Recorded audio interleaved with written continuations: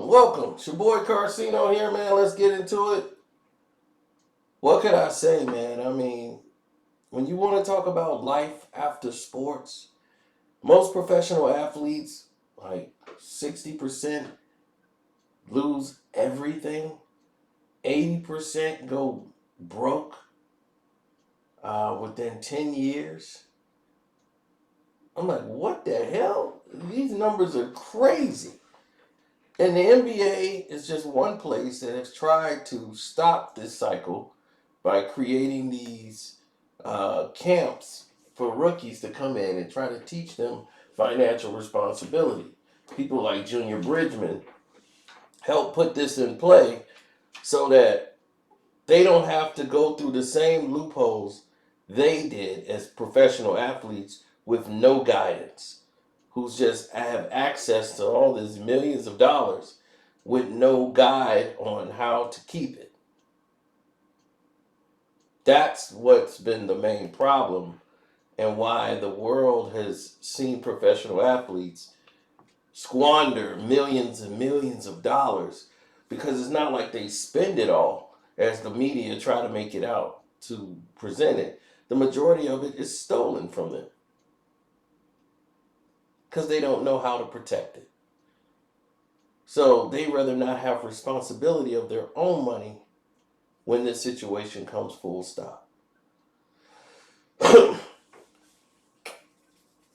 And it's not just NBA. This is sports, period.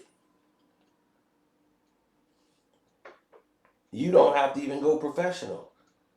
I've seen this happen to people who've played. You got to understand, when people do sports for a living, they've started since 2, 3, 4. Their dad might have put them in baseball camp or basketball or football camp or tennis. They got a tennis racket. Their mother played tennis. They were swimmers. Their mom was a swimmer. Dad was a swimmer in college. Whatever it is, sports is where they seem to have get that love or that notice or that appreciation they probably didn't get at home. Or it's an escape. Whatever it was, sports was it. And if you were lucky enough to go professional with it, it became a harder break, because this is now paying your bills. This is your livelihood. This is what gets you through the moment, and that is a transition in life that you're going to have to adjust to. And when you're competitively competing in sports, meaning that you're on a tennis and you got a tennis career, or all of this is not forever. The majority may be 10 years. Some you'd be lucky to have 15, 20 years, depending on your sport. And just like that, it's over. You are going to be a normal person now, where you were a big time professional player, and now you either are not performing the way, or you're just aging out of the sport, and now the cycle is turning. Hopefully you've had a successful enough career to where you don't have to worry about finances, but the majority of the players that played in this league, they were living from check to check. And that wasn't going so well.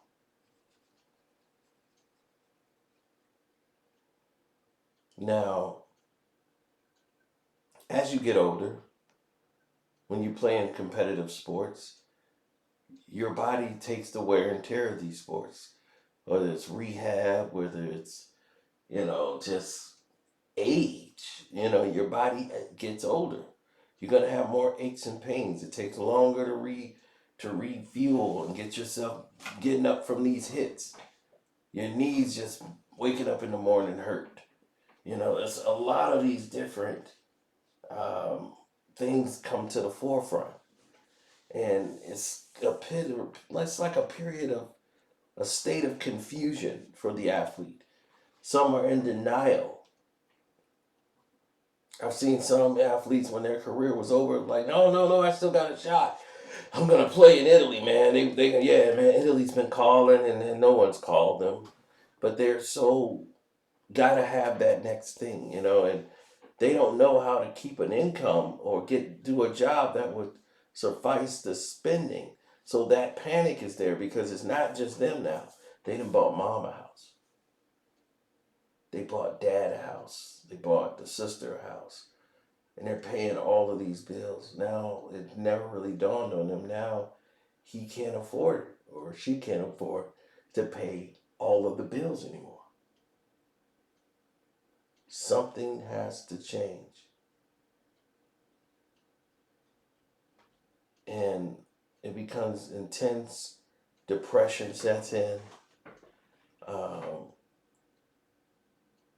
it's just bad. It's a lot of uncertainty in your life now for the first time where you had something stable. Now everything is like uncertain. And when you experiment with these different things that you're, you know, focusing on, you may continue to train intense and do all the things, but it's not even about that anymore. It's just time to fixate and have another energy to go towards something else that you may have submerged down, because it's not like sports or whatever sport you're in is the only thing you like. There's things in life you might have liked and you might want to gear yourself towards. Don't devote your whole life to something and you miss out on life. Gotta remember to have a piece of life. It's cool to do this, but you're gonna have to take some time to do certain things. Kobe Bryant, the late great Kobe Bryant. Uh, I remember him taking time out to be more present in his daughter's life because she was getting older. And even though, he was doing these different drills, he really got to bond with them as he was rehabbing from a major injury. And you get to see Kobe's really mentally tough and focused, but it breaks him down once he's alone by himself. You know, it's hard to keep going, getting knocked down, and getting back up. It's hard. That getting back up is hard.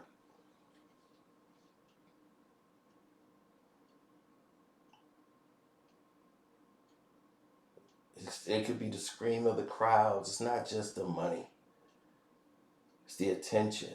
It's the it's the thrill of the love of the sport. The love, they say, the love of the game. Now, people who's trying to transition to just being a normal civilian and have a life and have a career, have a job, have a purpose. That's what a lot of people struggle with. They don't know what it is, and they some people would want you to tell them what they should do rather than them to think of it on their own. Like, why do you want me to think for you? I don't know what you like.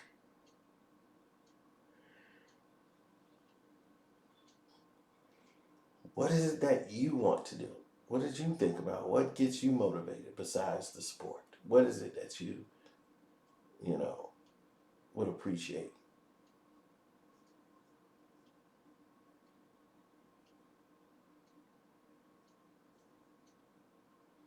Yeah.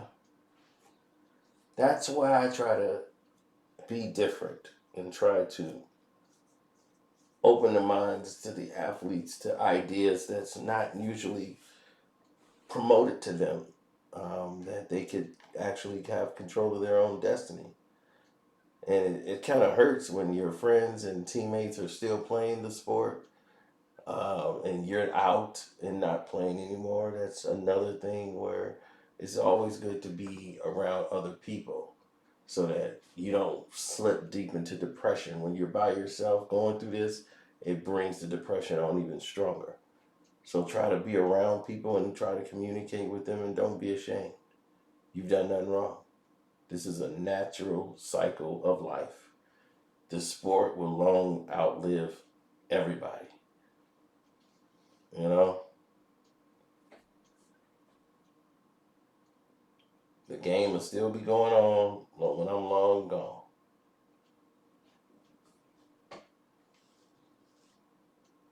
There's always going to be range of emotions when you're leaving, uh, a job or your sport or anything is confusion. You get frustrated, disappointed, angry, depressed, feeling insecure. You get the fear of not knowing what's happening next. Now you're bitter at why they threw you out, not everybody else. Now you're getting anxiety about certain things that you never know.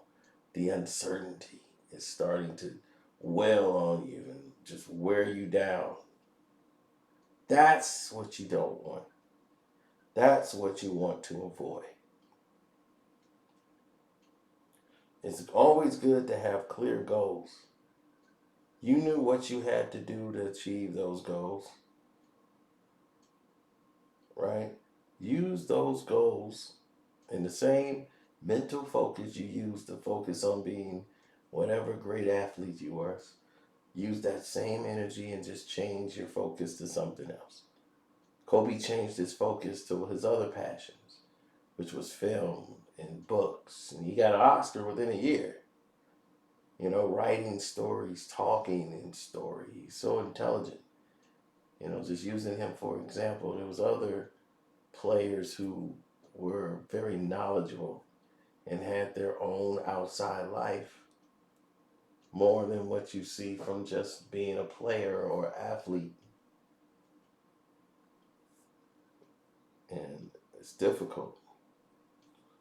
One NBA player had became focused because he was acting as if this would last forever and just spending money like crazy. And he was almost like, his agent was like, yo, you better slow down. Or his manager, whoever was running his account, was like, yeah, I'm looking at your account and you need to slow down. And he told him why. He said, you're going to be broke within 6 months if you keep this up. He's like, no, I'm getting this new deal and this and that. He said, listen, you're spending all of this money and it's not going to end up the way it is. I'm calculating the money of how much you spend per month.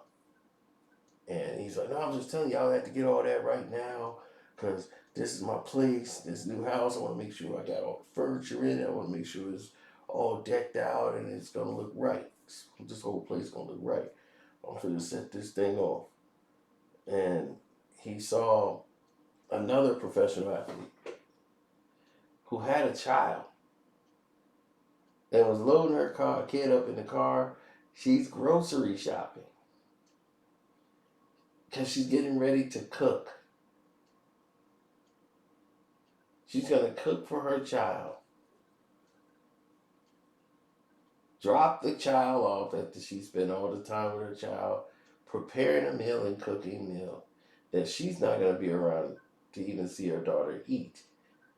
She's cooking this meal up because her mother's coming over to watch the child because she has a game, a WNBA game.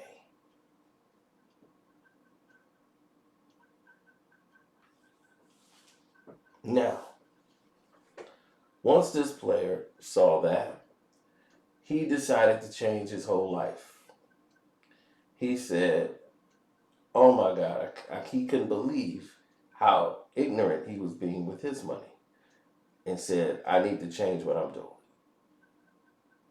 My mindset got to change. So he stopped taking advice from himself and started to actually get knowledge, to actually learn about where to put his money, how to invest his money, and how to keep his money. Instead of just trusting himself on the fly and just buying things that's depreciating with value. So the first thing he did was get rid of almost all his cars. Sold them. Had a big auctioned off the cars. Some went to charity. But he wanted to get rid of those cars. They had to go. He had so many and just unnecessarily. There are so many different instances of things happening in that kind of way.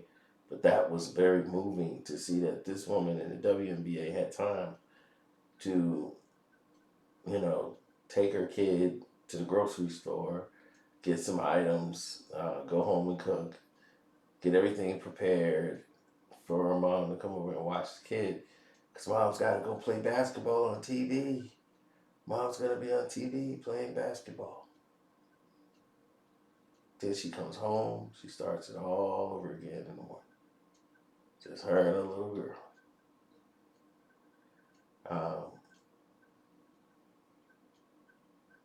it's just, it's a whole different type of vibe you get now when you think about professional athletes because you feel for them. You don't want anybody to be financially struggling, period, right? And then you think of professional athletes and what they're going through with their money crisis and things of that nature.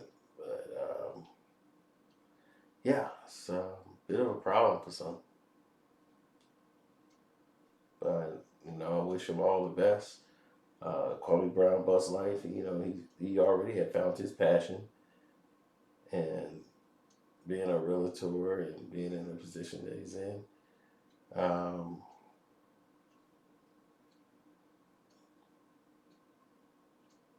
that's about it. Just stay blessed, y'all. Shouts out to HD, Two Eyes with the TV, Mondo Black TV, Ticket TV, all the TVs, Angela Stanton King, her show. And that's it. I'm out the door, man. Peace. Oh, yeah. Don't forget the super chat. Thanks, everybody who hit up the Cash App, which is Carcino, and join the Patreon, which is Carcino for Life. You will not regret it.